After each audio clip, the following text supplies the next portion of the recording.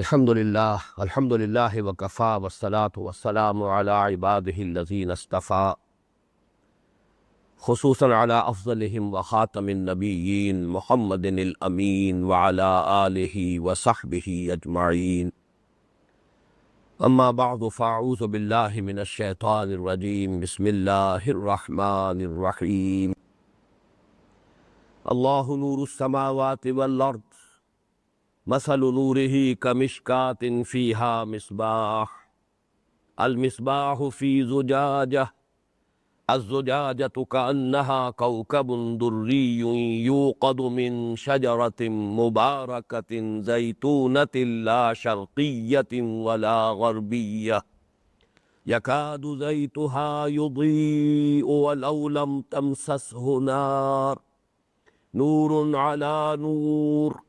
یہدی اللہ لنورہ من یشاء ویضرب اللہ الامثال للناس واللہ بکل شیء علیم فی بیوت اذن اللہ ان ترفع ویذکر فیہا اسمہ یسبح لہ فیہا بالغدو والآصال رجال لا تلہیہم تجارۃ ولا بیع عن ذکر اللہ واقام الصلاۃ وایتاء الزکاۃ یخافون یوما تتقلب فیہ القلوب والابصار لیجزیہم اللہ احسن ما عملوا ویزیدہم من فضلہ واللہ یرزق من یشاء بغیر حساب صدق اللہ العظیم رب اشرح لی صدری ویسر لی امری واحلل عقدۃ من لسانی یفقہوا قولی اللہم ربنا الہمنا رشدنا واعذنا من شرور انفسنا اللہم ربنا نور قلوبنا بالایمان واشرح صدورنا للاسلام ووفقنا لما تحب وترضى آمین یا رب العالمین۔ گزشتہ دو نشستوں میں ہم مطالعہ قرآن حکیم کے منتخب نصاب کے 7ویں اور اس کے دوسرے حصے کے تیسرے درس کے ضمن میں چند تمہیدی اور ابتدائی نکات بھی نوٹ کر چکے ہیں، اور پھر پہلی آیت جو قرآن مجید کی طویل آیات میں سے ہے اس کا مطالعہ مکمل کر چکے ہیں۔ آج سب سے پہلے تو 3 مزید نکات کہ جو اس درس کے ضمن میں قرض رہ گئے ہیں وہ میں بیان کروں گا۔ اس کے بعد پھر اس نور ایمان کا جو ظہور ہوتا ہے بندہ مومن کی شخصیت میں، اس کے سیرت و کردار میں، آج ہمیں اصلاً اس کا مطالعہ کرنا ہے۔ وہ 3 نکات یہ ہیں کہ جو تمثیل آئی ہے کہ ایک طاق ہے اور طاق میں ایک چراغ ہے اور چراغ ایک شیشے میں ہے، جس کے بارے میں یہ میں بات بیان کر چکا ہوں کہ حبر الامہ حضرت عبداللہ ابن عباس رضی اللہ تعالی عنہما کا قول یہ ہے کہ یہ در حقیقت بندہ مومن کے سینے میں، اس کے قلب میں جو نور ایمان ہے اس کے لیے تمثیل ہے۔ تو اس میں اس بات کی طرف بھی اشارہ کرنا ہے کہ ایک ظاہری اور جسمانی اعتبار سے بھی اس تمثیل کے اندر بڑی بلاغت ہے، اس لیے کہ انسان کا جو سینہ ہے اور اس کی پسلیوں کا جو پنجر ہے وہ واقعتاً ایک طاق کے مانند ہے۔ ڈائفرام جو ہے کہ جو ایبڈومن کو جدا کرتی ہے تھوریسک کیویٹی سے، وہ گویا کہ اس طاق کے فرش کے مانند ہے، اور اس پر قلب رکھا ہوا ہے، اور یہ قلب ہے کہ جو محل اور مقام ہے نور ایمان کا۔ اگر ایمان ہوگا وہ چمکتا ہوا ستارہ ہوگا، دمکتا ہوا ہوگا، روشن ہوگا، منور ہوگا نور ایمان سے۔ تو گویا کہ ایک لفظی اور جسمانی اور ایک فزیکل مشابہت بھی اور بلاغت اور فصاحت بھی اس تمثیل میں موجود ہے کہ مشکات گویا کہ انسان کے بندہ مومن کے سینے کی ان ہڈیوں سے جو ایک وجود میں آتا ہے طاق کی سی صورت، اس کی طرف اشارہ ہے، اور پھر اس میں جو دمکتا ہوا چراغ ہے وہ بندہ مومن کا قلب ہے جو نور ایمان سے منور ہے۔ دوسری بات جو میں نے کل عرض کی تھی کہ یہ لائٹ جس کا ہمارا تصور ہے، یہ روشنی جو ہمیں تو اصل میں سورج سے ملتی ہے، یہ در حقیقت ایک مادی حقیقت ہے، ایک میٹیریل فنومینن ہے، ورلڈ آف میٹر سے اس کا تعلق ہے، لیکن یہ کہ ورلڈ آف میٹر میں یہ روشنی اور اس کی شعاعیں جو ہے یہ سب سے زیادہ کانسٹنٹ رہنے والی ویلیو ہے، اس میں تغیر و تبدل نہیں ہوتا، اس کی رفتار بالکل ایک ہی رہتی ہے۔ ریلیٹیوٹی اور اعتباری جو نسبتیں ہیں وہ اسے متاثر نہیں کرتی۔ اس اعتبار سے یہ کہا جا سکتا ہے کہ یہ حد فاصل ہے عالم امر اور عالم خلق میں، اگرچہ خود عالم خلق کی شے ہے لیکن بالکل عالم امر کی سرحد سے قریب تر ہے۔ اس اعتبار سے نور ایمان کی تمثیل کے لیے اسے اختیار کرنا بہت ہی حقیقت پر مبنی ہے، گویا کہ سائنسی اعتبار سے بھی وہ بات ہمارے سامنے پورے طور سے مبرہن ہو جاتی ہے۔ تیسری بات یہ کہ نور وحی کو، یہ بات ہم کل سمجھ چکے ہیں کہ نور ایمان مرکب ہے دو نوروں سے، نور فطرت اور نور وحی، اور نور وحی کے لیے جو لفظ آیا ہے اس تشبیہ اور تمثیل میں نار کا، یکاد زیتھا یضیء ولو لم تمسسہ نار، وہ جو صدیقین ہیں، وہ لوگ کہ جن کی فطرت بھی سلیم ہو، جو عقل سلیم کے مالک ہو، ان لوگوں کی کیفیت یہ ہے کہ ان کی شخصیتوں کا روغن گویا کہ بھڑک اٹھنے کو بیتاب ہے، خواہ ابھی آگ نے اسے چھوا ہی نہ ہو، اتنا صاف و شفاف فطرت کا معاملہ۔ تو یہ جو نار جو ہے، یہ لفظ سورہ بقرہ کے دوسرے رکوع میں بھی جو دو تمثیلیں آئی ہیں، مثلہم کمثل الذی استوقد نارا فلما اضاءت ما حولہ ذہب اللہ بنورہم وترکہم فی ظلمات لا یبصرون صم بکم عمی فہم لا یرجعون، وہاں بھی نبی اکرم صلی اللہ علیہ وسلم کو تشبیہ دی گئی ہے ایک ایسے شخص سے جو ایک اندھیری رات میں آگ روشن کر دے۔ اندھیری شب ہے جدا اپنے قافلے سے ہے تو، تیرے لیے ہے میرا شعلہ نوا قندیل، وہ جو نقشہ ہے اس شعر کے اندر کہ کوئی قافلہ گھرا ہوا ہے کسی طوفانی شب میں، گپ اندھیرا ہے، کسی کو کچھ نظر نہیں آ رہا، راستہ کدھر ہے، کدھر جائے، کہ کوئی ہمت کرتا ہے، محنت کرتا ہے، کوئی لکڑیاں جمع کرتا ہے، آگ لگاتا ہے اور اس سے ایک آگ روشن ہو جاتی۔ در حقیقت یہاں وہ شخص جو ہے وہ حضور اکرم ہے صلی اللہ علیہ وسلم، اور وہ جو آگ روشن ہو جاتی ہے وہ نور وحی ہے۔ تو فلما اضاءت ما حولہ ذہب اللہ بنورہ، جب ماحول اس نور وحی سے منور ہو جاتا ہے تو کچھ لوگ ایسے ہوتے ہیں جن میں تکبر اور حسد کی آگ ہوتی ہے، ان کے اندر یہ حجابات جو ہے تکبر اور حسد کے وہ اتنے گہرے ہوتے ہیں کہ بجائے اس کے کہ اس نور وحی سے استفادہ کریں اور اپنے باطن کو منور کریں، ان کے اوپر اور غلاف جو ہے اور بھاری اور سخت ہو جاتے ہیں۔ تعصب کی وجہ سے ان کی آنکھوں پر پٹیاں بن جاتی ہیں، گویا کہ ان کا نور بصارت ہی سلب ہو جاتا ہے، ذہب اللہ بنورہم۔ تو وہاں بھی وحی کے لیے اسی لفظ کا استعمال کیا گیا ہے جو یہاں آیا ہے وَلَوْ لَمْ تَمْسَسْهُ نَارٌ۔ بہرحال اب اس تمثیل کو دوبارہ ایک مرتبہ صرف ترجمہ کرتے ہوئے ذہن میں تازہ کر لیں۔ اللہ نور ہے آسمانوں اور زمین کا، اس کے نور کی مثال فی قلب المومن، بندہ مومن کے دل میں ایسے ہے کمشکات فیہا مصباح، جیسے ایک طاق ہو جس میں ایک چراغ ہو، المصباح فی زجاجہ، وہ چراغ ایک شیشے میں ہو، چمنی میں ہو، گلوب میں ہو، الزجاجۃ کأنہا کوکب دری یوقد من شجرۃ مبارکۃ زیتونۃ لا شرقیۃ ولا غربیہ، اور وہ شیشہ ایسے چمکتا ہو جیسے کہ چمکدار ستارہ، اور اس میں جلایا جاتا ہو روغن ایک ایسے مبارک زیتون کے درخت کا جو نہ شرقی ہو نہ غربی، اور وہ روغن بھڑک اٹھنے کو بیتاب ہو، خواہ اسے ابھی آگ نے چھوا تک نہ ہو۔ اب اگر وہ آگ بھی چھو لے، یہ گویا کہ یہاں الفاظ محذوف ہیں، نور علی نور، پھر نور پر نور ہے، اس نور فطرت پر نور وحی کا اضافہ ہوتا ہے اور اس سے نور ایمان کی تکمیل ہو جاتی۔ یہد اللہ لنورہ من یشاء، اللہ رہنمائی فرماتا ہے اپنی نور کی طرف، اس نور ایمان کی طرف، نور معرفت کی طرف، من یشاء، جس کو چاہتا ہے۔ وَيَضْرِبُ اللَّهُ الْأَمْثَالَ لِلنَّاسِ، اور اللہ ایسی مثالیں، یہ مثالیں بیان فرماتا ہے لوگوں کے لیے، یہ ان کی ضرورت ہے، اللہ کی نہیں۔ واللہ بکل شیء علیم، اللہ تعالیٰ تو ہر چیز کا علم کامل رکھتا ہے، ہر شے کی اصل حقیقت اور ماہیت کو جانتا ہے۔ اب اس تمثیل کے بعد 3 آیات میں جو ابھی ہم نے تلاوت کی ہیں، ایک نقشہ کھینچا جا رہا ہے بندہ مومن کی شخصیت کا۔ اس سے پہلے کہ ہم لفظ برس مطالعہ کریں ان 3 آیات کا، جو بات میں نے کل بھی عرض کی تھی اسے ذہن میں تازہ کر لیجئے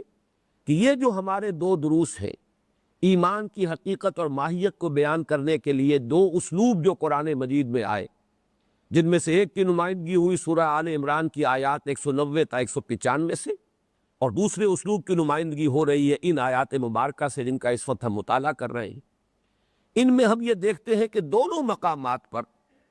اس نور ایمان کا ظہور جو ہوتا ہے بندہ مومن کی شخصیت میں، اس کا ایک نقشہ کھینچا گیا ہے، اگرچہ یہ دونوں نقشے بالکل مختلف ہیں۔ یوں کہا جا سکتا ہے کہ بندہ مومن کی سیرت و کردار کی تصویر کے دو رخ ہیں۔ ان میں سے ایک رخ وہ ہے کہ جس کا سورہ آل عمران میں ذکر ہوا، فالذین ہاجروا واخرجوا من دیارہم واوذوا فی سبیلی وقاتلوا وقتلوا، اسے ہم جدید اصطلاح میں کہہ سکتے ہیں ایکٹیوسٹ۔ یہ انداز جو ہے ایک فعال، یہ ظاہر میں ہجرت اور جہاد و قتال فی سبیل اللہ، یہ اس کا نقشہ ہے۔ اللہ کی راہ میں صبر و ثبات اور استقامت، بلکہ مثابرت، اس لیے کہ آخری آیت جو ہے سورہ آل عمران کی، یا ایھا الذین آمنوا اصبروا وصابروا ورابطوا واتقوا اللہ لعلکم تفلحون۔ تو یہ ایک نقشہ ہے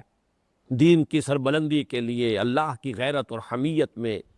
دین کی طرف سے لوگوں پر اتمام حجت کے لیے تن من دھن لگا دینا، اس کے لیے جس چیز کو چھوڑنا پڑے چھوڑ دینا، اور جس چیز کو اختیار کرنا پڑے اختیار کرنا، جس سے لڑ جانا پڑے لڑ جائیں، جس سے تعلق منقطع کرنا پڑے منقطع کر دیں، جو مصیبت آئے جو تکلیف آئے جھیلیں، ثابت قدم رہے، صبر کریں، مثابرت کا مظاہرہ کریں۔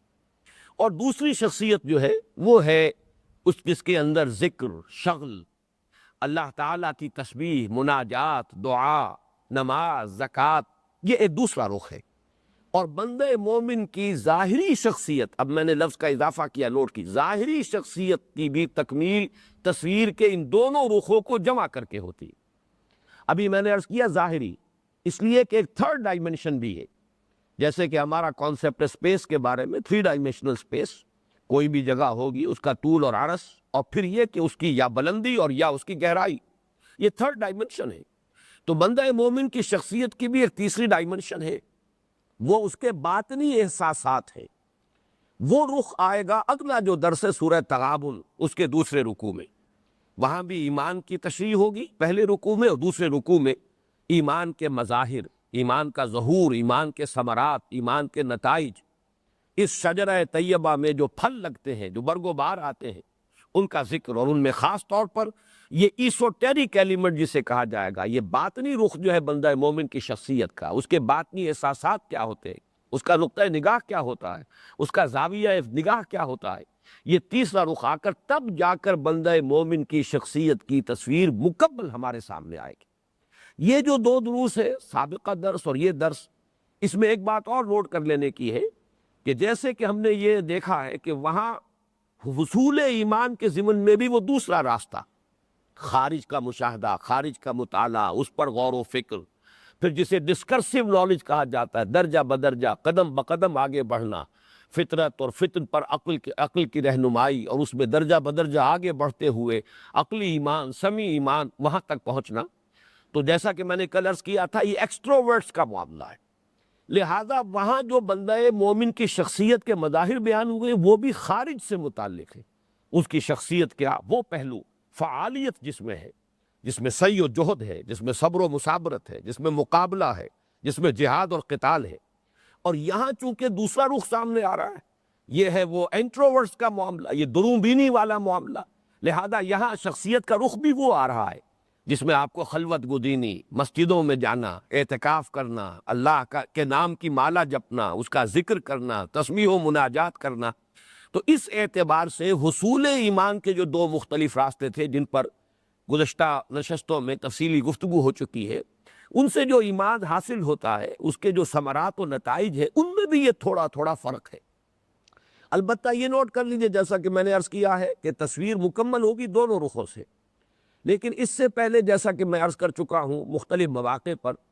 کہ یہ جامعیت بہت شاذ ہوتی ہے کہ جو انسانوں میں نظر آئے۔ عام طور پر انسان یک رخے ہوتے ہیں، جیسے ہم نے سابق درس میں دیکھا تھا، 6 درس میں، کہ یا تو انسان کے اندر جو ہے وہ ذکر کی طرف رجحان زیادہ ہوگا یا فکر کی طرف زیادہ رجحان ہوگا، یا ذاکرین کا حلقہ ہوگا یا مفکرین نظر آئیں گے۔ ایسے لوگ بہت کم ہوں گے کہ جن میں ذکر و فکر کا یہ اختلاط موجود ہو۔ جیسے کہ علامہ اقبال نے کہا کہ فقر قرآن اختلاط ذکر و فکر، حالانکہ اصل پروڈکٹیو شے یہی ہوگی، صحیح نتائج تک انسان کو پہنچانے والا فقر وہی ہوگا جس میں یہ ذکر اور فکر کا اختلاط موجود۔ لیکن عام طور پر نظر یہی آتا ہے کہ یا تو ادھر کی طرف رجحان زیادہ ہے یا ادھر کی طرف رجحان زیادہ ہے۔ اسی طرح یہ ایکسٹروورٹس اور انٹروورٹس کا فرق بھی انسانی شخصیتوں میں طباع میں نمایاں طور پر نظر آتا ہے۔ کسی درجے میں فرق کا ہونا یہ تو یوں سمجھیے کہ ایک فطرت کا تقاضا ہے، اللہ تعالیٰ کی خلاقی میں یہ بو قلمونی موجود ہے، رنگا رنگی موجود ہے، مونوٹنی نہیں ہے، تمام انسان ایک ہی مزاج کے اللہ نے نہیں بنائے ہیں۔ لیکن ایسا نہیں ہونا چاہیے کہ انسان بالکل یک رخا ہو جائے، اپنا آئیڈیل یہی رکھے، کوشش یہی کرے کہ ان دونوں کو جمع کرے۔ انہی دونوں کے جمع ہونے کی بلند ترین صورت وہ ہے جو ہمیں نظر آتی ہے صحابہ کرام میں، کہ ہم رہبان باللیل و فرسان بالنہار، کہ دن میں وہ شہ سوار تھے جہاد اور قتال فی سبیل اللہ، اور دن رات کے وقت وہ رہبان نظر آتے تھے، راہبوں کا سا نقشہ ہوتا تھا۔ جہاں بھی صحابہ کرام کی فوجوں کا پڑاؤ ہوتا تھا یہ محسوس ہی نہیں ہو سکتا تھا کہ یہاں کوئی فوج جو ہے پڑاؤ کیے ہوئے ہے، بلکہ شاید کوئی خانقاہ ہے، کوئی راہبوں کی قیام گاہ ہے، یہ نقشہ نظر آتا تھا۔ بہرحال اس کو ایک آئیڈیل کی حیثیت سے سام رکھنا ضروری ہے، اگرچہ کسی نہ کسی درجے میں فرق و تفاوت اختلاف طباع کے اعتبار سے یہ تو دنیا میں موجود رہے گا اور اسے کنڈون کیا جانا چاہیے۔ جیسا کہ میں نے پہلا درس جو ہے سورۃ العصر کے ضمن میں بھی عرض کیا تھا کہ یہ چاروں چیزیں ایمان، عمل صالح، تواصب الحق، تواصب الصبر، یہ بیس لائن ہے۔ اب جو اس کی ورٹیکل جو اسپیکٹ ہے، اس کے اندر جو کوانٹیٹیو ایلیمنٹ سے اضافہ ہوگا، جتنا ایمان بڑھے اتنا ہی عمل کے اندر بھی اضافہ ہونا چاہیے، اتنا ہی تواصب الحق کے اندر بھی ترفع پیدا ہونا چاہیے، اتنا ہی تواصب بالصبر کے اندر بھی بلندی آنی چاہیے۔ تو اگر تو یہ ایک متوازن طریقے پر ترقی ہوگی تو یہ صحیح ہے،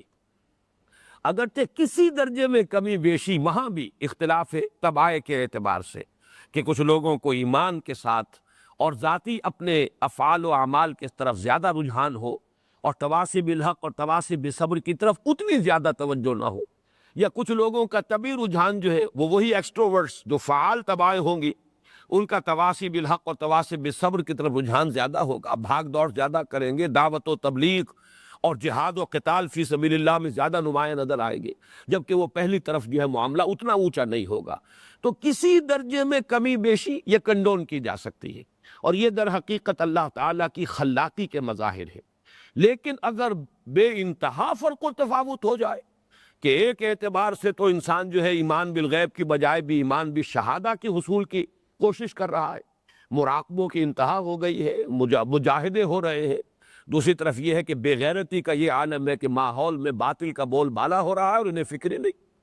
جس کی کہ اس حدیث میں آئی ہے اقلبھا علیہ وعلیہم فإن وجہہ لم یتمار فی اساعۃ القط، شخص تو وہ تھا کہ جس نے کبھی پلک جھپکنے جتنی دیر بھی معصیت میں نہیں گزاری، لیکن یہ کہ بے غیرتی کا یہ عالم تھا کہ اللہ تعالیٰ اور اس کے دین کی غیرت میں کبھی اس کے چہرے کا رنگ بھی متغیر نہیں ہوا، لہذا وہ دوسروں سے بڑھ کر مجرم ہے، الٹو اس مسئلے کو پہلے اس پر پھر دوسروں پر۔ اور اسی کے بالمقابل جہاد و قتال کا تو بڑا ولولہ ہو اور بہت غلغلہ ہو، لیکن یہ ہے کہ فرض نمازیں بھی پوری ادا نہ ہو رہی ہو، اس کے بھی حقوق جو ہے وہ مجروح ہو رہے ہو، یہ بالکل دوسری بات ہو جائے گی۔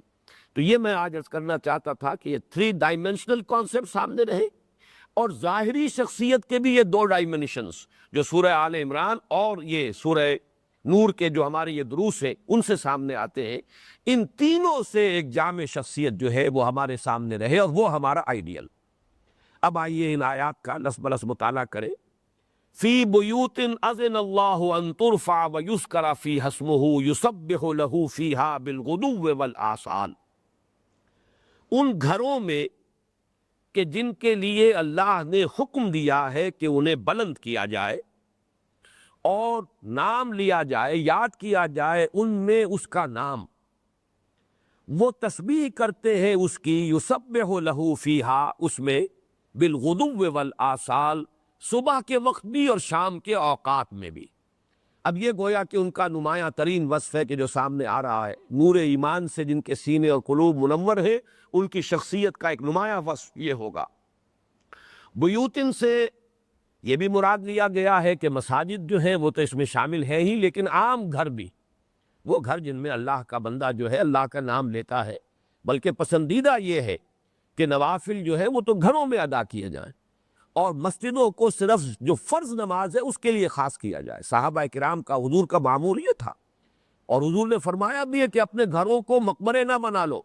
یعنی یہ کہ ساری نماز مسجد ہی میں ادا کر رہے ہیں، گھر میں آ کر نماز پڑھنے کا کوئی مرحلہ آتا ہی نہیں، موقع آتا ہی نہیں۔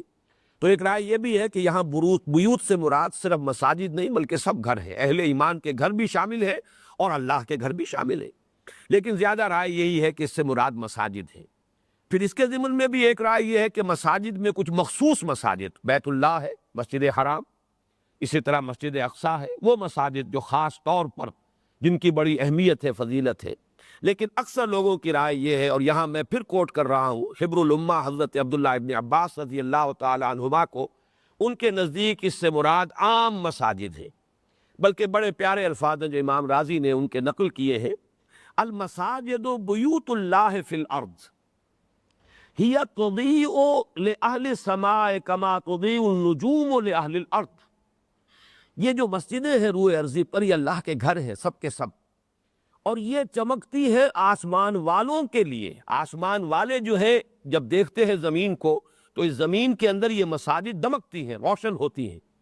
جیسے کہ زمین والوں کے لیے جب وہ آسمان کی طرف دیکھتے تو ستارے دمکتے ہیں، جیسے ہم آسمان کو دیکھتے تو ان پر ستارے چمک رہے ہوتے ہیں، ایسے ہی آسمان کی جو مخلوق ہے فرشتے، وہ جب زمین کو دیکھتے ہیں تو انہیں چمکتے ہوئے جو سپاٹس نظر آتے ہیں، تاروں کی طرح چمکتے ہوئے، جیسے کہ ہم وہ الفاظ بھی پڑھ چکے، کانہا کوکب دری، ایسے ہے کہ جیسے کہ چمکدار ستارہ۔ تو آسمان والوں کے لیے یہ مساجد اسی طرح چمکتی اور دمکتی ہیں جیسے کہ زمین والوں کے لیے آسمان کے ستارے چمکتے اور دمکتے ہیں۔ بہرحال فی بیوت اذن اللہ، یہ اذن یاذن مجرد سنا دینے کے لیے بھی آتا ہے، کوئی بات کسی کو سنا دینا، اذن کان کو کہتے ہیں، تو کسی کے کان کھول دینا، کسی کے کانوں تک کوئی بات پہنچا دینا۔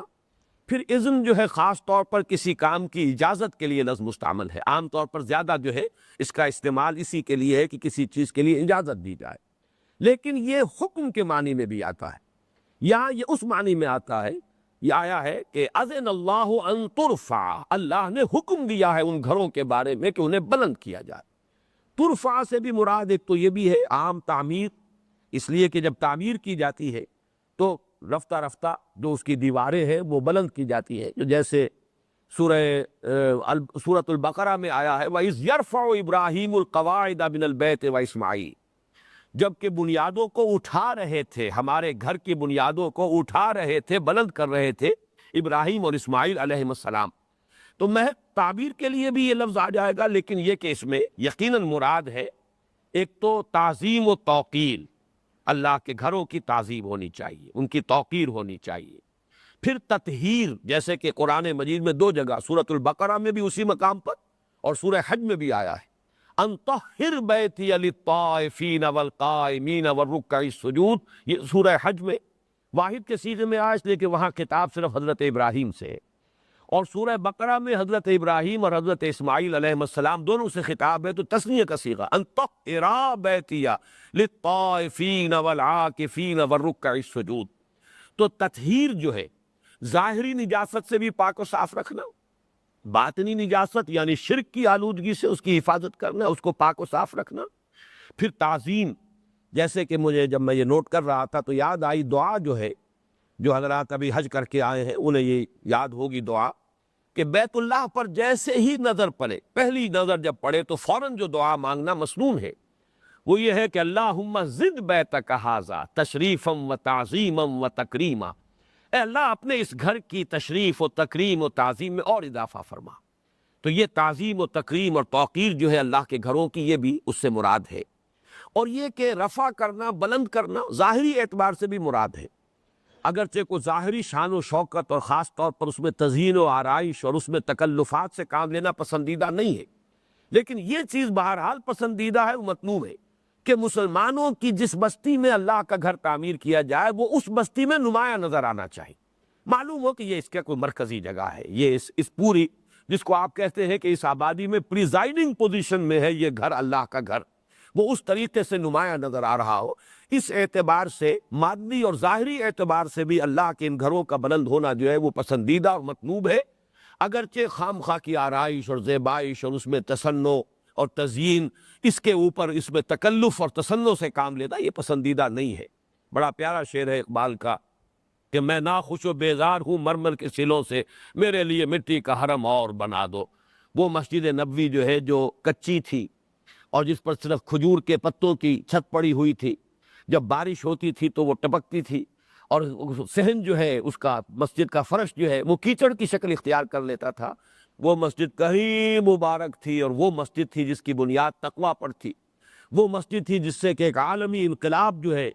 اس کے لیے ساز و سامان فراہم ہوا ہے، اس کے لیے سارے تقاضے پورے ہوئے۔ اور اب چاہے آپ کتنی تزیین و آرائش کر لیں، بہرحال بلکہ ایک تو جو آخری زمانے کے بارے میں حضور نے جو خبریں دی ہیں کہ جن میں حالات کے اندر جو تنزل آ جائے گا اس کا انتہائی نقشہ کھینچا گیا ہے، تو مساجد کے بارے میں فرمایا ہے وَمَسَاجِدُهُمْ عَامِرَةٌ وَهِيَ خَرَابٌ مِّنَ الْهُدَىٰ، کہ مسلمانوں کی اس دور زوال میں مسجدیں آباد تو بہت ہوگی، لیکن یہ کہ وہ ہدایت سے خالی ہوگی، ان کے اندر ہدایت نہیں ہوگی۔ تو اس اعتبار سے جو میں نے بات عرض کی اسے نوٹ کر لیجئے کہ خام خواہ کی زیبائش و آرائش اور تزیین اور اس پر ارب روپے صرف کر دینا یہ شے تو پسندیدہ نہیں ہے۔ البتہ یہ چیز پسندیدہ ہے کہ مسجد جو ہے وہ ایک ٹاورنگ ایک حیثیت کی مالک ہو، پریزائڈنگ پوزیشن میں نظر آ رہی ہو، کہ جیسی بھی آبادی ہے اگر غریبوں کی جھگیاں ہیں تو ایک بڑی جھگی نسبتاً نظر آئے کہ ایک بڑی ہے، اس کے اندر اس کی حیثیت جو ہے اہم مقام کی ہے۔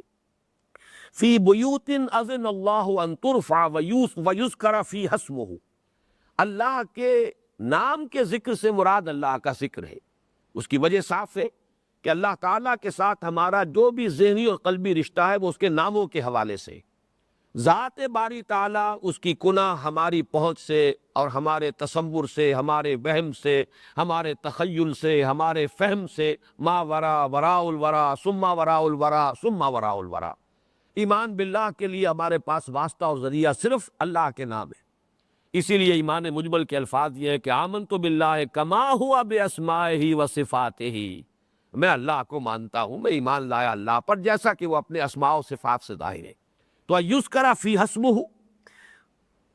اس کا نام جو ہے اس کا ذکر کیا جائے، یسبح لہ فیہا بالغدو والآصال، وہ تسبیح کرتے ہیں وہ لوگ جن کے لیے آگے لفظ آئے گا رجال با ہمت لوگ، صاحب عظیمت لوگ، وہ تسبیح کرتے ہیں اس میں صبح و شام۔ یہ نوٹ کر لیجئے کہ غدم مصدر ہے، اس کی جمع نہیں آتی، لیکن یہ ہے کہ اصیل کی جمع آصال قرآن مجید میں آئی ہے، لیکن اصیل بھی لفظ آیا ہے۔ اصیل کے لفظ کا اطلاق ہے، غدو کہتے صبح کا وقت، اور اصیل کہتے ہیں سورج کے ڈھلنے کے بعد سے لے کر رات کی تاریکی تک، یہ پورا وقت جو ہے یہ اصیل ہے۔ شام کا لفظ ہم اسے کہہ دیں گے، لیکن شام سے مراد صرف شام نہیں ہے، بلکہ سپہر سے لے کر اور رات کے گہرے ہو جانے تک یہ پورا وقت جو ہے اصیل کے لفظ میں یہ گویا کہ کورڈ ہے۔ اور یہ نوٹ کر لیجئے کہ قرآن مجید میں بکرۃ و اصیلا، صبح و شام کے لیے، صبح کے لیے بھی غدو کا لفظ واحد کی شکل میں، اور اصیلا یہ بھی واحد کی شکل میں 4 مرتبہ آیا ہے، لیکن 3 مرتبہ آیا ہے بالغدو والآصال، جیسے کہ یہاں ہے۔ غدو واحد مصدر ہے، اس کی جمع ہو بھی نہیں سکتی، اور آصال یہ اصیل کی جمع ہے، لیکن اس میں ایک بہت ہی لطیف ربط قائم ہو گیا ہے ہمارے نمازوں کے نظام سے۔ صبح کے وقت میں نماز فرض ایک ہی ہے، فجر کی نماز، جبکہ سورج کے ذرا ڈھلنے سے کا آغاز ہوا ہے وہاں سے لے کر اور رات کی تاریکی کے گہرے ہو جانے تک پے بپے 4 نمازیں، وہاں جمع کا لفظ جو ہے وہ بہت زیادہ مناسبت رکھتا ہے۔ اور وہ جو آیت مبارکہ ہے سورہ بنی اسرائیل کی، اقم الصلاۃ لدلوک الشمس الی غسق اللیل، نماز کو قائم رکھو سورج کے ذرا نصف النہار سے ڈھلنے کے بعد سے لے کر اور رات کے گہرے اور تاریک ہو جانے تک۔ یہ گویا کہ نماز مسلسل قائم ہے، یہ تھوڑی دیر کے لیے آدمی آتا ہے پھر جاتا ہے پھر آتا ہے، جیسا کہ بارہا میں نے عرض کیا ہے کہ خاص طور پر سردیوں میں تو معلوم ہوتا ہے کہ پے بپے نماز ہی آ رہی ہے، آدمی آیا اور تھوڑی سی دیر کے بعد پھر اذان ہو گئی، پھر آدمی مسجد میں جا رہا ہے۔ جو شخص کے مسجد میں نماز پڑھنے کا عادی ہو، واقعہ یہ ہے کہ اور ذرا اگر گھر کا تھوڑا سا فاصلہ بھی ہو تو معلوم ہوا کہ شام کا پورا وقت جو ہے وہ گویا کہ نماز ہی کی نظر ہو رہا ہے، جبکہ فجر کی نماز کے لیے اس آیہ مبارکہ میں بالکل علیحدہ اسلوب بھی منفرد اور علیحدہ اختیار کیا ہے، وَقُرْآنَ الْفَجْرِ، یہ فجر کے وقت کا قرآن پڑھنا، اس لیے کہ نماز فجر میں جو ہے طویل قرات پسندیدہ ہے، مسنون ہے۔ تو اقم الصلاۃ لدلوک الشمس الی غسق اللیل وقرآن الفجر ان قرآن الفجر کان مشہودا، اسی کی طرف گویا کہ اشارہ ہو گیا کہ فجر میں ایک نماز ہے،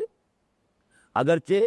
آپ اگر جو نفلی نمازیں جو حضور کے معمولات میں تھیں، جس میں صلاۃ الضحیٰ بھی ہے اور اشراق کی نماز بھی ہے، وہ اگر جمع کرتے چلے جائیں گے تو بات جو ہے آس پاس آ جائے گی، لیکن اللہ تعالیٰ نے بڑی حکمت رکھی کہ انسان کو اپنی معاشی جو جد و جہد ہے اس کے لیے ایک وقت جو ہے ایسا مسلسل مل جائے کہ جس میں کوئی بھی اس میں وقفہ نہ آئے اور وہ اپنی کسی بھی معاشی جو بھی اس کی صحیح ہے اس میں وہ لگا رہے۔ تو فرض نماز نہیں رکھی فجر سے لے کر ظہر تک، البتہ اس کے بعد یہ پے بپے نمازیں آتی۔ تو فرمایا کہ اس شخص کا یہاں پہ اشارہ جو ہو رہا ہے نوٹ کر لیجئے کہ ایسے شخص کا نقشہ کھینچا جا رہا ہے کہ جس کا گویا کہ دل مسجد میں اٹکا ہوا۔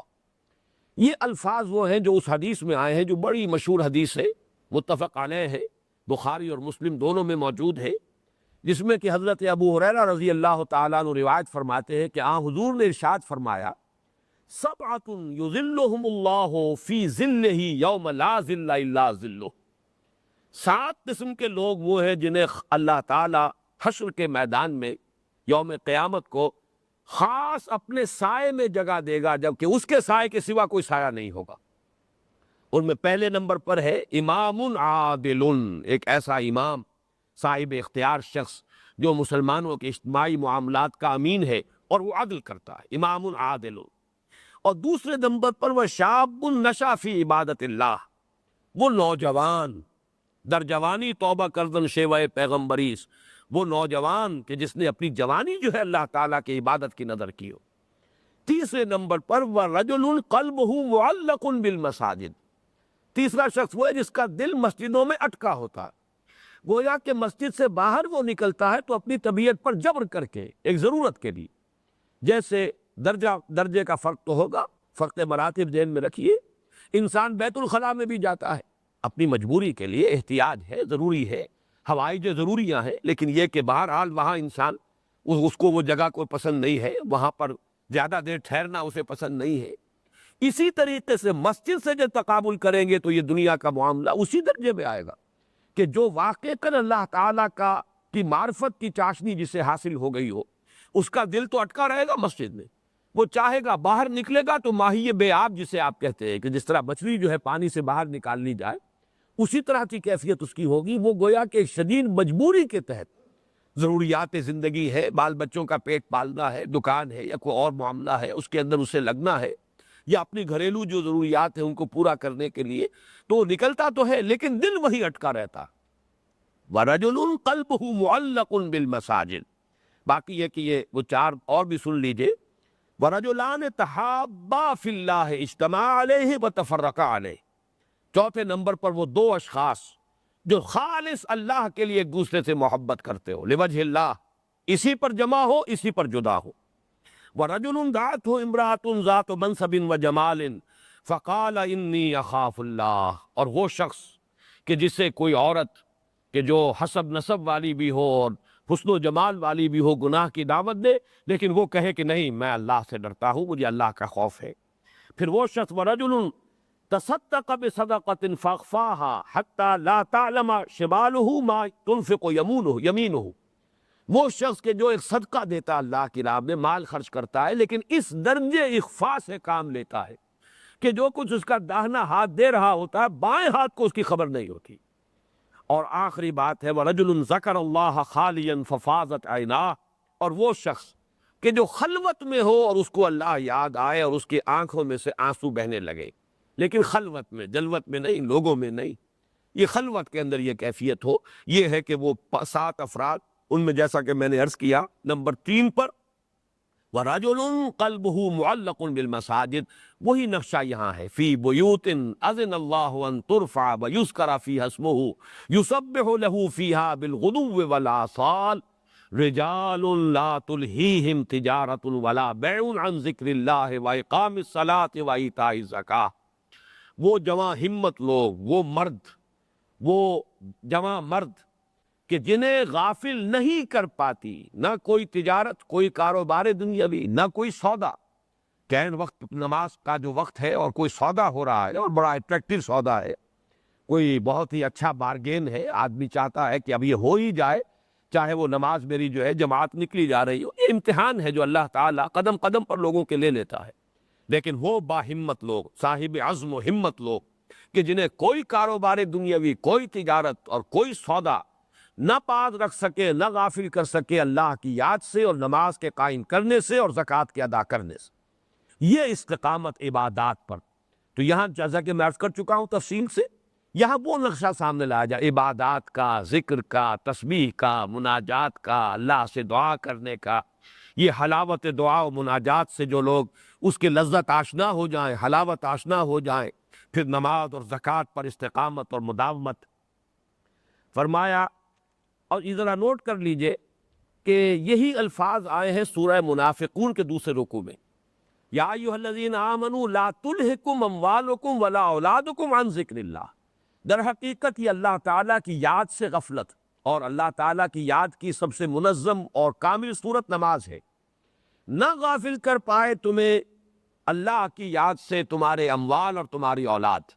یہ مال و دولت دنیا، جس کو اقبال نے کہا یہ مال و دولت دنیا، یہ رشتہ و پیوند بتان وہم و گما لا الہ الا اللہ۔ ایسا نہ ہو کہ یہ بتان وہم و گما تمہارے دلوں میں اس درجے جو ہے گھر کر لیں ان کی محبت کہ اللہ کی یاد سے بھی تمہیں غافل کر دیں۔ اگر یہ کرو گے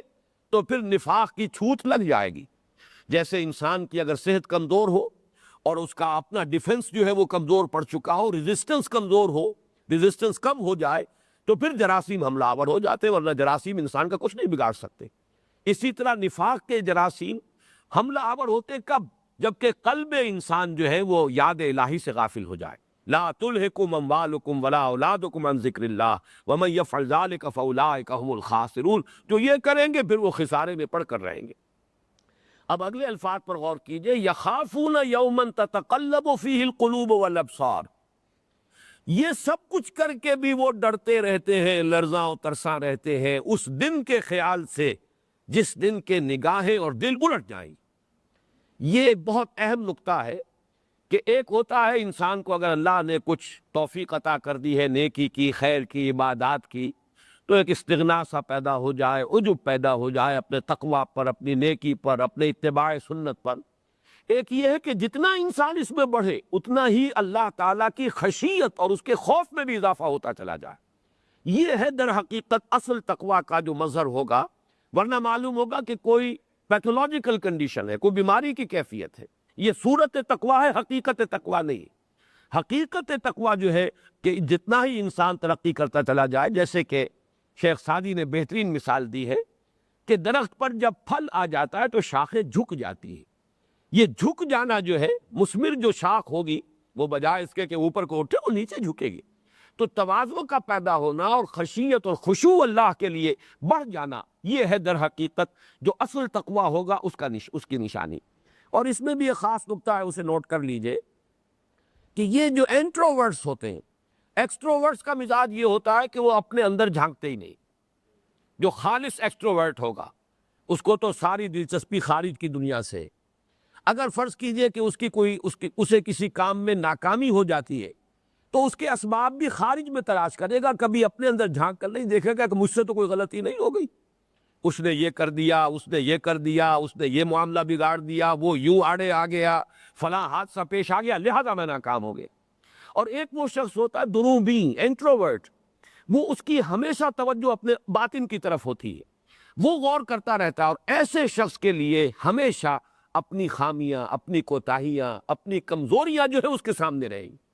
یہی مناسبت ہے کہ یہ جو انٹروورٹس کا معاملہ یہاں زیر بحث آ رہا ہے، حصول ایمان کا بھی وہ راستہ، اور نمبر دو پھر جو اوصاف اور اس کے جو مظاہر ایمان ہے، شخصیت کے اور سیرت و کردار کے خد و خال، اور اس میں خاص طور پر یہ تیسری بات ایڈ کیجئے کہ یہ دروبی لوگ اپنے گریبانوں میں جھانکتے رہتے۔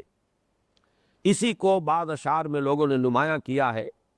کہ علماء کا، چونکہ ہمارے ہاں یہ صوفیاء اور علماء کے مابین چشمک رہی ہے، ایک دوسرے پر فقرے بازی ہوتی رہی ہے، یہ مدرسہ اور خانقاہ ہمارے ہاں دو انسٹیٹیوشنز ڈیولپ ہوئے ہیں۔ جب مسلمانوں کی حکومتیں تھیں تو یہ تین طبقے وجود میں آئے، وما افسد الدین الا الملوک، وہ احبار و سوئم و رہبانوہا، سارا فساد ہوتا ہے بادشاہوں اور جو دنیا دار مولوی اور دنیا دار صوفی، یہ علماء سو، اور اسی طریقے سے جو راہب ہو، جو ظاہری راہب ہے حقیقت میں دنیا کے طالب۔ تو یہ مدرسہ اور خانقاہ، جو اقبال نے بھی ایک مصرے میں جمع کیا ہے، اٹھا میں مدرسہ و خانقاہ سے نمناک، میں نے دونوں کو دیکھ لیا ہے، کہیں خیر نظر نہیں آ رہا، دونوں ہمارے انسٹیٹیوشنز جو ہے وہ سڑ گئے ہیں، دونوں کے اندر ڈکے ہے، دونوں کے اندر زوال کی انتہا ہے۔ اٹھا میں مدرسہ و خانقاہ سے نمناک، کہیں مجھے خیر نظر نہیں آیا۔ تو یہ مدرسہ اور خانقاہ کی جو ایک دوسرے کے ساتھ چشمک رہتی تھی، فقرے چست ہوتے تھے، تو ملا کے بارے میں یہ کہا جاتا ہے اس کا کھاتا ہر وقت مکمل ہوتا ہے، وہ تو سمجھتا میں تو کام کر رہا ہوں، دین کا کام کر رہا ہوں، لوگوں کو خیر بتا رہا ہوں، مسئلے بتا رہا ہوں، خطبہ دے رہا ہوں، درس دے رہا ہوں۔ اور صوفی جو ہے اس کی پوتھی ہمیشہ کچی رہتی ہے، وہ بیچارہ سب کچھ کر کے بھی اسے یہ فکری دامنگیر رہتا ہے، یہ پتہ نہیں، یہ فکر دو اعتبارات سے دامنگیر رہتا ہے، پتہ نہیں جو کچھ میں کر رہا ہوں اس میں خلوص ہے کہ نہیں۔ واقعہ یہ ہے کہ اس کا فیصلہ بسا اوقات انسان کے لیے مشکل ہو جاتا ہے،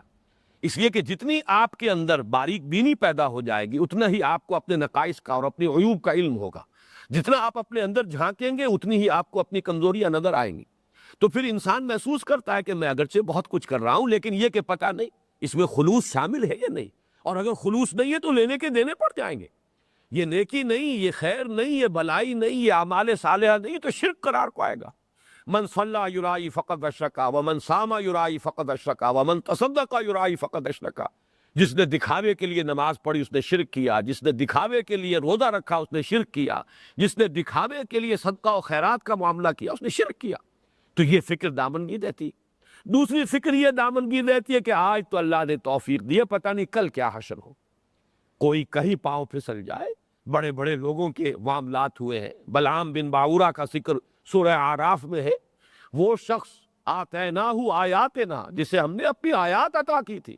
وَلَوْ شِئْنَا لَرَفَعْنَاهُ بِهَا، ہم چاہتے تو اسے اور بلند مقام عطا فرماتے ان آیات الہی کے ذریعے سے جو ہم نے انہیں عطا کی تھی، وَلَكِنَّهُ أَخْلَدَ إِلَى الْأَرْضِ، ایک عورت کے اغوا کے چکر میں پھنس کر، اور وہ سارا زہد اور ورع اور ساری عبادت اور ساری جو طاعت گزاری تھی پوری زندگی کی ختم ہو۔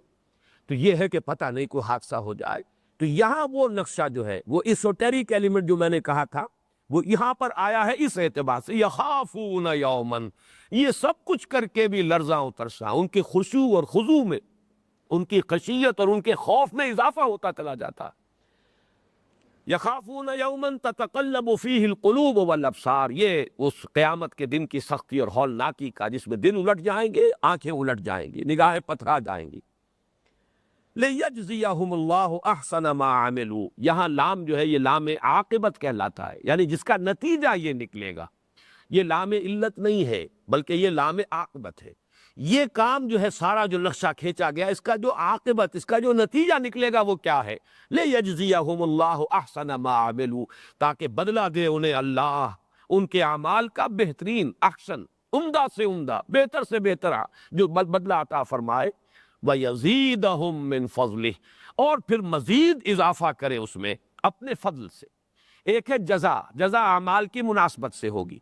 اس کے اندر بہرحال حسن زیادہ پیدا ہو جائے، لیکن یہ کہ اس کے اندر کوانٹٹی وائز جو کوئی نہ کوئی مناسبت رہے گی، عمل جس درجے کا اس درجے کی ہی اجرت ہوگی، اسی درجے کا اجر ہوگا، اسی درجے کا جو ثواب ہوگا۔ لیکن فضل خداوندی، فضل وہ شے جو بلا استحقاق اللہ دیتا ہے، اپنی طرف سے اضافہ فرماتا ہے،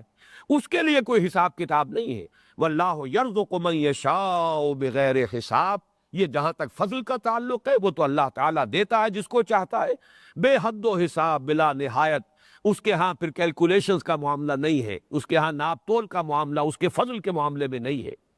یہ ہے اس مرد مومن کی شخصیت کا ایک رخ۔ میں نے عرض کیا ہے کہ قرآن مجید کو مختلف مقامات کا تقابلی مطالعہ کر کے اور تالیفی مطالعہ، تالیف کہتے ہیں جمع کرنا،